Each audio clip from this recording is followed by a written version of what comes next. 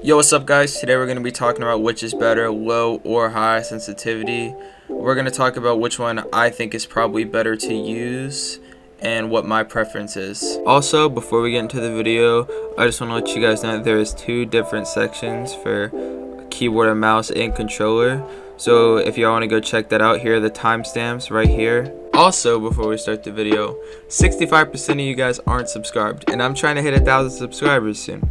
So please subscribe.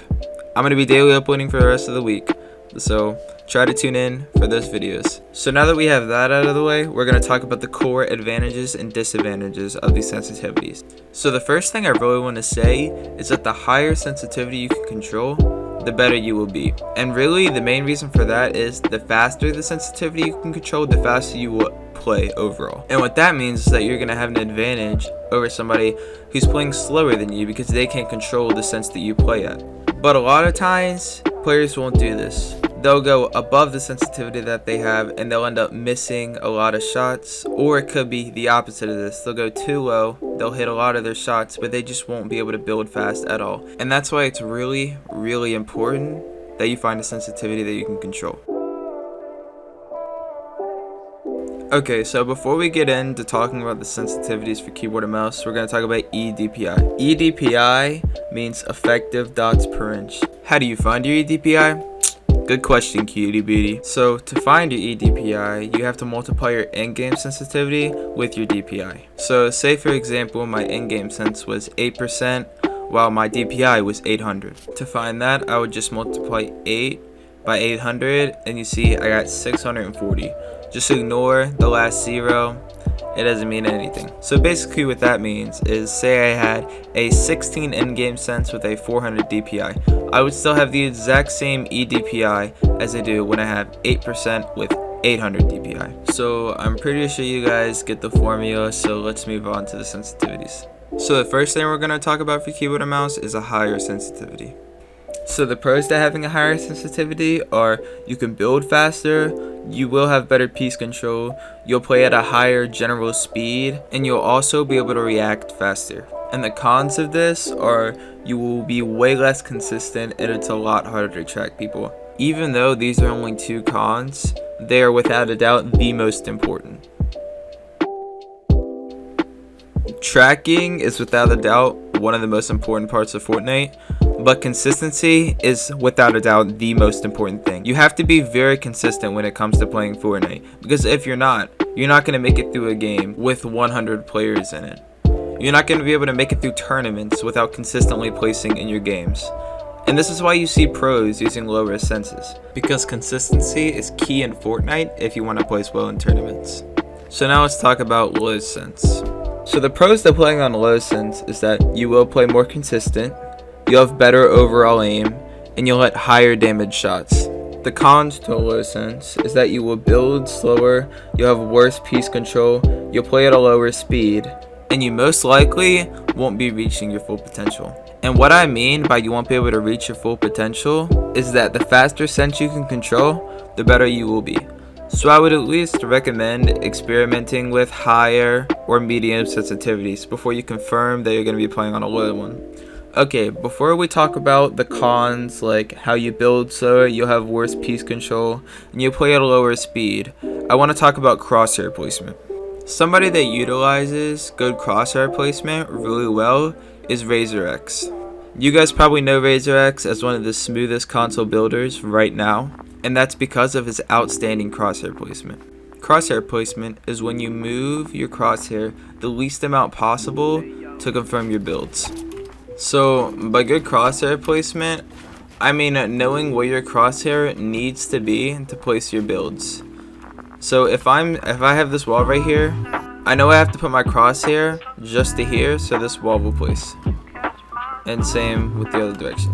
So say I was above somebody and I want to establish piece control.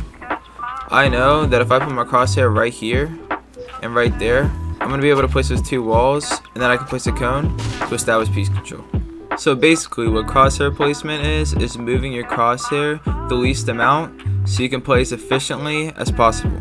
This is why if you have good crosshair placement, you can be just as good, if not better, as you could be on a higher sense. So after doing some research, I personally think the best possible sense is anywhere between 60 EDPI and 96 EDPI. And just to give you guys a good idea on what this is, 60 EDPI is 7.5% 800 DPI, while 96 EDPI is 12% 800 DPI. And this is what everybody calls a mid sense, right in the middle. I would recommend staying on the lower side of it, so around 7.5. I personally run 7.6. If you guys check out my recent video, y'all see 7.6. But yeah guys, that's pretty much it for keyboard and mouse, and now let's move on to controller. Alright, so first things off with the controller, it is a lot more simplistic when it comes to the sensitivity. On controller, you have a lot more things you can customize, so if you don't, then you're put at a severe disadvantage compared to other controller players or keyboard and mouse players.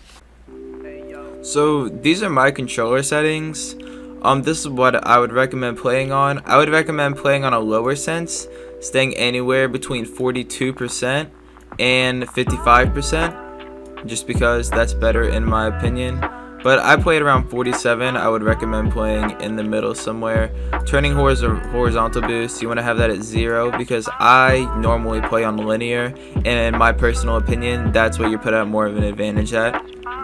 Now, with this build mode sensitivity, I would recommend putting it at anywhere above 1.7 to 2.5. This gives you a lot more of an advantage when it comes to your build speed, just because on keyboard and mouse you're going to be playing against those higher sensitivity players that are fucking going crazy on the dicks. But for the turning horizontal boost, I would keep all of these at 0. I would recommend going higher than this on the ADS sense, so maybe around 16, or I would recommend putting it around 12% to like 22% or something like that, just around that general area. Again, I wouldn't have any like boost ramp time or anything. I would recommend playing on linear. And also with the dead zone, it's really just off preference. You can play on either. I like to play in the lowest dead zone possible, just because, again, that's my preference. And enable foot controller, I just have this on because it makes my game feel smoother. You don't have to have it on. It's just for me. Also, if you're on PC, I would recommend playing on the generic loadout or the generic combat controls or the controller or whatever, just because in my opinion it makes it feel better. So you could be playing on a PlayStation controller and you can set it as generic, and it'll make your game feel a lot smoother, guys. Trust me, just try it out. This is exclusive for PC though. Sorry for you console noobs. GG. So one thing you can do to increase your aim by just a shit ton is investing in Control Freaks or getting a raised joystick. Basically what this does is it allows you to have a lot more control than you would if you were just using a normal joystick. I personally use this and it helped my aim a lot, especially after I just switched to claw, which I did about 1 to 2 months ago, and now I'm full-time playing claw controller. And also, the last step for a controller is if you want to improve your aim and improve as an overall player, you need to be able to jump and crouch without taking your thumb off the joystick. What this does is it allows you to have more movement again, and it'll allow you to hit side jumps and just more shots in general. Again, I personally did this back in like season 9 or 10 when I first got paddles. And being able to jump and crouch without taking my hand off the joystick just made me so much of a better player, and I just really recommend you guys to do it. If y'all made it this far in the video, type chapped lips in the description. Chapped lips, and I will give one of you guys a shout out next video. So make sure to comment, like, and subscribe, baby. I'll see you guys in the next one.